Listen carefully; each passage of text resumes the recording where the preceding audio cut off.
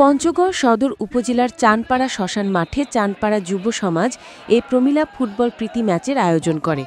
প্রমিলা football খেলা দেখতে চানপাড়া শ্মশান মাঠে নানা বয়সী প্রায় ২০,০০০ লোকের সমাগম ঘটে। পঞ্চগড় থেকে আব্দুর রহিমের প্রতিবেদনে দেখুন বিস্তারিত। আনুষ্ঠানিকভাবে প্রমিলা ফুটবল প্রীতি ম্যাচের উদ্বোধন করেন পঞ্চগড় জেলা বিএনপির সদস্য মোহাম্মদ আনোয়ার হোসেন।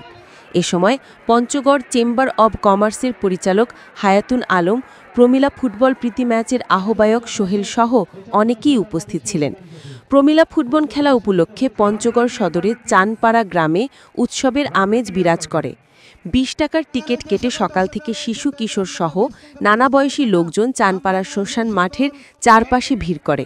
কোথাও যেন তিল ধারণের ঠাঁই ছিল না। রেফারির বাঁশিতে যখন খেলা শুরু হয় তখন উপস্থিত দর্শকরা হাততালি ও চিৎকার চেঁচামেচি করে খেলোয়াড়ের উৎসাহ দিতে থাকেন। দর্শকদের হাততালির সঙ্গে খেলোয়াড় সমতালে খেলতে থাকেন। খেলায় ঢাকা বিভাগীয় নারী ফুটবল দল ও যশোর নারী ফুটবল দল অংশগ্রহণ করে। খেলাটি ১-১ গোলে ড্র হয়। এই প্রথম প্রমিলা ফুটবল খেলা দেখলাম। মেয়েদের খেলা কখনো হয়নি, এবার প্রথম হচ্ছে। সবাই মিলে খেলা দেখতে আসছে। প্রমিলা ফুটবল খেলা দেখে খুব ভালো লাগছে। প্রতি বছর প্রমিলা ফুটবল খেলার আয়োজনের দাবি জানান তারা। প্রধান অতিথি বলেন, প্রতি বছর চানপাড়া শ্মশান মাঠে প্রমিলা ফুটবল খেলা চলমান রাখার আহ্বান জানান।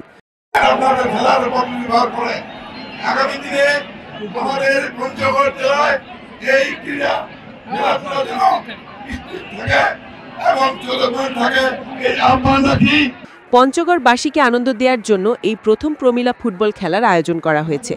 প্রশাসনের কাছে চানপাড়া শ্মশান মাঠটি সংস্কার ও প্রতি বছর ফুটবল খেলার সহযোগিতা চেয়েছেন। চানপাড়া শ্মশান মাঠে যে ফুটবল খেলার আয়োজন করেছি, এই আয়োজন আমাদের প্রতি বছর নিয়ে চলবে। মহিলাদের জন্য আগামী যে ২৬ সাল আসছে, আমরা মহিলাদের জন্য একটা বড় আয়োজন করবো এই মাঠে। আমাদেরকে যদি ডিসি সাহেব একটা সহযোগিতা করে, ইনশাল্লাহ মাঠ সংস্কার করে আগামী দিনে আমরা মহিলার এই যে মা বোনরা অনেক আসছে, আমাদের অনেক মা বোনেরা খেলা দেখতে আসছে, অনেক মুরব্বীরা আসছে। এই বিনোদনের কোনো জায়গা নেই, আমরা এই আয়োজন করেছি। জেলা প্রশাসক মহোদয় যদি আমাদেরকে একটা মাঠ সংস্কার করে দেয়, চানপাড়া শ্মশান মাঠ, এর থেকে বড় ধরনের একটা খেলার আয়োজন করবো ইনশাআল্লাহ।